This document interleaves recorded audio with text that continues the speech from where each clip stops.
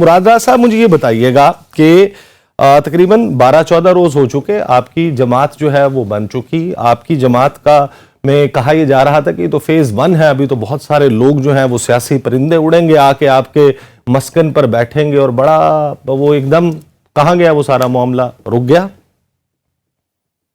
بسم اللہ الرحمن الرحیم. ایجاد صاحب بالکل بھی نہیں. انشاءاللہ تعالیٰ اگلے کچھ دنوں کے اندر آپ ایک اور پریس کانفرنس دیکھیں گے اور جس میں آپ کو اور چہرے نظر آئیں گے. انشاءاللہ تعالیٰ جوائن کریں گے پارٹی کو. ان سے بات چیت بھی ہو چکی بھی ہے اور کچھ اضافی لوگوں سے بھی بات چیت چل رہی ہے. سو آپ کو کچھ دنوں میں انشاءاللہ تعالیٰ اور لوگ جوائن کرتے ہوئے نظر آئیں گے ایک پریس کانفرنس کے تھرو. چہرہ نہیں چہرے، یعنی کہ یہ وہ آپ اس طرف اشارہ تو نہیں کر رہے کہ جن صاحب کو پاکستان تحریک انصاف کی طرف سے شو کاز نوٹس دیا گیا، پرویز خٹک کی بات کر رہے ہیں آپ، ان کے ساتھ جو لوگ ہیں ان کی بات کر رہے ہیں؟ نہیں، آپ کو ڈفرنٹ لوگ نظر آئیں گے. ضروری نہیں ہے کہ جن کو نوٹسز دیے جائیں یا وہ اس طرح، بالکل بھی نہیں. آپ کو M N A, M P As, federal ministers, provincial ministers, اس لیول کے لوگ نظر آئیں گے. تو آپ لوگوں نے جو ظاہر ہے کہ یہ لوگ تو اکٹھے ہو رہے ہیں آپ کے بینر کے نیچے آ رہے ہیں، ان میں سے چند لوگ ہیں جو آ کر بڑھ چڑھ کر ٹاک شوز میں بات بھی کر رہے ہیں، آپ ان میں سے ایک ہیں، لیکن وہ لگ بھگ 100 بندے جو ہمیں پی سی ہوٹل میں نظر آئے تھے اس کے بعد سے وہ غائب نظر آتے ہیں. وہ آپ کی پارٹی کی نمائندگی نہیں کر رہے، وہ شاید مکمل انہوں نے دل اور جان کے ساتھ آپ کی پارٹی کو جوائن نہیں کیا شاید. دیکھیں، سب لوگ تو ٹی وی پہ نہیں آنا کرتے نا، یا سب لوگ ٹی وی پہ اس طرح آ کے ان کا نہیں ہوتا کہ وہ آ کے وہ جب کسی اور پارٹی میں بھی تھے تو آپ کو سب لوگ تو ٹی وی پہ نظر نہیں آتے تھے، آپ کو کچھ چہرے ہی نظر آتے تھے. سو اس لیے میں تو یہ سمجھتا ہوں کہ اگر آپ نے فیصلہ کیا ہے اور آپ نے کسی پارٹی کو جوائن کیا ہے، اور ایک تو پاکستان میں پتہ نہیں یہ گناہ کب سے بن گیا ہے کہ آپ پی ٹی آئی چھوڑیں تو ایک گناہ بن چکا ہوا ہے، آپ کسی اور پارٹی کو جوائن نہیں کر سکتے. یہ ایک نئی چیز دیکھنے میں آ رہی ہے.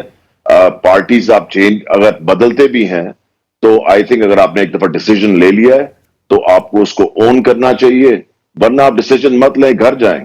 آپ کو پالیٹکس کرنے کی ضرورت نہیں ہے. اگر آپ کسی چیز میں شامل، کسی پارٹی میں شامل ہو رہے تو I think you should own it. اچھا، آپ یہ ظاہر ہے کہ یہ ہر بندے کی سیاسی چوائس ہے، یہ اس کی چوائس ہے کہ وہ کس کے ساتھ پولیٹیکلی ایسوسیٹ کرتا ہے. یہ آزادی، یہ اختیار پاکستان کا آئین ہر شخص کو، ہر شہری کو دیتا ہے. لیکن سوال یہ ہے، یہاں پر تو بات یہ چل رہی ہے کہ مراد راز صاحب کہ آپ کے پاس بہت سارے لوگوں کو اکٹھا کرنے کے لیے ریاستی جبر جو ہے اس کو استعمال کیا جا رہا ہے. سر مجھے تو اس چیز کا نہیں پتا، اگر پتا ہے تو ضرور مجھے بھی آپ بتائیں پلیز.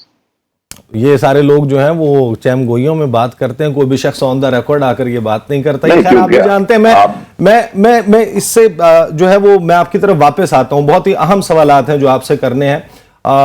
سمر عباس پارٹی بن گئی، اس پارٹی میں کتنی جان آپ کو لگتا ہے کہ ہے، اور جو دعوے کیے جا رہے ہیں کہ یہ جناب ایک ایسا گروپ بن جائے گا جو نون لیگ کے پلڑے میں وزن ڈالے گا تو نون لیگ حکومت بنائے گی، پیپلز پارٹی کے پلڑے میں ڈالے گا تو پیپلز پارٹی بنائے گی؟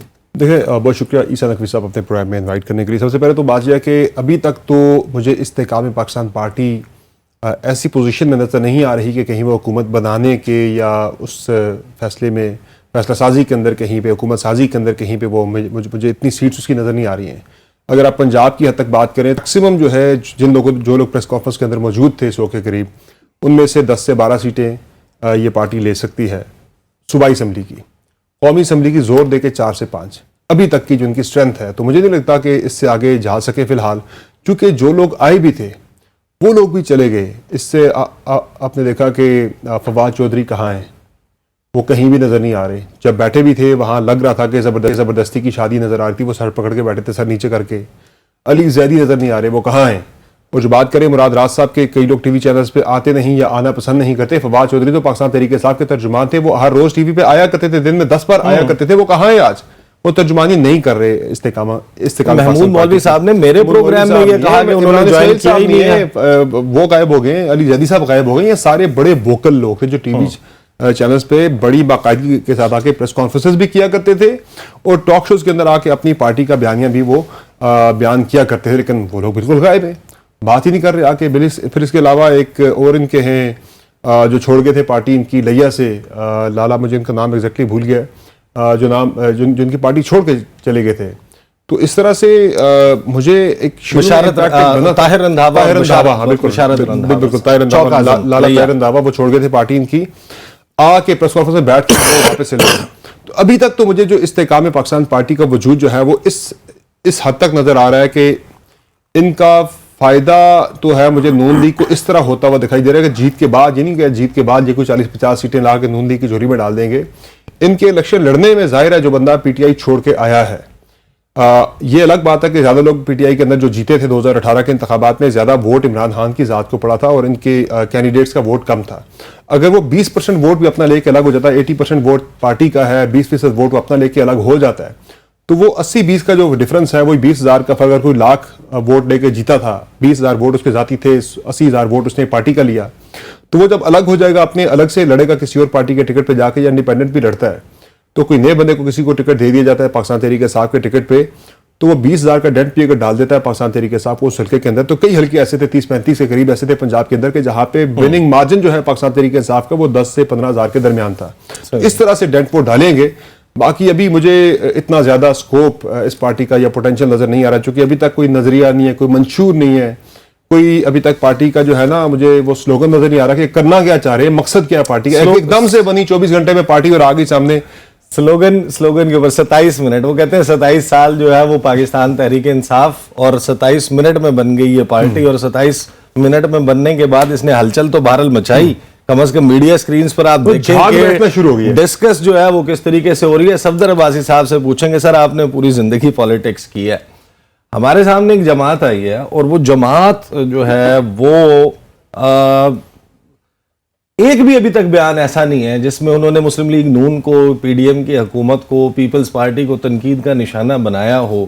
تو ایسی جماعت جو ہے وہ کیسے عوام میں ایک دم کو اپنی جگہ بنا لے گی اگر وہ حکومت کی سائیڈ لیتی ہوئی نظر آ رہی ہے اور واحد اپوزیشن جماعت کے اوپر اپنی تنقید کے نشتر برسا رہی ہے؟ یہ سب دیکھیں, میں سمجھتا ہوں کہ اس سے پہلے کہ ہم استحکام پاکستان پارٹی پہ کوئی تبصرہ میں کروں, ہمیں پنجاب کی پولیٹکس کا جائزہ لینا ہوگا اور یہ دیکھنا ہوگا کہ پنجاب کے اندر آج کیا سچویشن ہے. اور پنجاب کے اندر اس وقت دیکھیں, جس طرح سمر نے بھی کہا کہ ایک ووٹ بینک ہوتا ہے جو پولیٹیکل پارٹیز کا ہوتا ہے, اور ایک ووٹ بینک ہوتا ہے جو کہ انڈیویجولس کا ہوتا ہے. اور اکثر ہم نے بھی 88 میں جب پاکستان پیپلز پارٹی پنجاب میں ایک مضبوط جماعت تھی تو اس وقت بھی ہمیں ضرورت محسوس ہوئی تھی کہ جی پارٹی کے ووٹ بینک کے ساتھ ایسے لوگ آئیں جو کہ الیکشن لڑ سکیں, اور مثلا کافی سارے لوگوں نے اس سے جوائن بھی کیا پارٹی کو.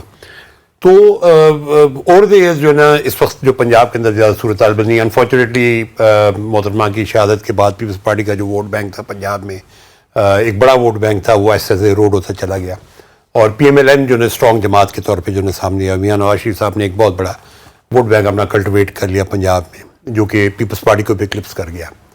اور پیپلز پارٹی کی پھر جو اقتدار کا زمانہ تھا اس کے اندر جو ہے نا پارٹی نے اپنی غلط پالیسیز کی وجہ سے اپنا ووٹ بینک کھو دیا, اور آج وہ شہروں کے اندر آپ دیکھیں تو 1200, 1400, 1500 ووٹ ان کے نظر آتے ہیں. اور ووٹ اکثر ان میں سے جو ووٹ تھا وہ شفٹ ہو کے پی ٹی آئی کی طرف چلا گیا اور عمران خان صاحب کی طرف چلا گیا. اب اس وقت آج کی جو صورتحال ہے, آپ کچھ بھی کہہ لیں, یعنی بے شک پی ٹی آئی اس وقت بہت سخت مرحلے سے گزر رہی ہے, اور ہم بھی پاکستان پیپلز پارٹی میں 81 کے بعد اسی طرح کے 9 مئی کا واقعہ میں اس کو ایکویٹ کرتا ہوں ہائی جیکنگ کے معاملے سے جو ہے نا 1981 میں ہوا تھا. اس ہائی جیکنگ کے بعد کس طریقے سے پارٹی کو بلڈوز کیا گیا وہ سب کے سامنے تھا. حالانکہ بالکل اس وقت ماشاء اللہ تھا, بہت وہ تھا. آج پھر بھی کچھ ایسا ہے کہ جی لوگوں کی باتیں سنی جاتی, کوٹے ہیں وغیرہ ہیں, لیکن پی ٹی آئی کا ووٹ بینک جو آج بھی میری نظر میں جو ہے نا, جو میرا انالیسس ہے وہ ابھی بھی قائم ہے. اور اگر یہ اب سارا ڈپینڈنٹ ہے استحکام پارٹی کا بھی مستقبل اور باقی پارٹیوں کا بھی مستقبل, کہ جی پی ٹی آئی کا وہ ووٹ بینک ٹرانسلیٹ ہوتا ہے پی ٹی آئی کے کینڈیڈیٹس کی طرف, کیونکہ اس وقت وہ ایک بہت مشکل مرحلے سے گزر رہے ہیں. کچھ پتہ نہیں کہ جی کل خان صاحب کدھر ہوں گے, ان کی پارٹی بین ہو جاتی ہے, بیٹ کا نشان ملتا ہے کہ نہیں ملتا, یہ ویریبلز ہیں. اور میری نظر میں جیسے جیسے وقت گزر رہا ہے اور یہ چیزیں ابھی تک سیٹل نہیں ہو رہی, اور میری نظر میں جب تک پنجاب کی پولیٹکس سیٹل نہیں ہوتی اس وقت تک جو ہے نا مجھے تو کم از کم الیکشن نظر نہیں آ رہا. یقیناً مراد راز صاحب بھی کیونکہ پی ٹی آئی کے بہت پکے کارکن رہے ہیں, اور خان صاحب کے ساتھ بڑی ان کی جو نا ذاتی ایفیلیشن بھی رہی ہے. انفارچونیٹلی بہرحال جو بھی ان کی وجوہات ہیں جس کی وجہ سے وہ انہوں نے اس نئی پارٹی کو جوائن کیا ہے, لیکن اس میں اب تک جو ہے نا میں سمر سے بالکل ایگری کروں گا کہ ابھی تک کینڈیڈیٹس تو یقیناً ہیں, لیکن پارٹی کا ووٹ بینک بڑا امپورٹنٹ ہوتا ہے. یہ چیز اور بھی ہے, مجھے ایک چیز اور بھی ہے جو بات ہو رہی ہے نا, پنجاب کی سیاست کی آپ بات کر رہے تھے, اس میں مجھے بریک لینے دیں.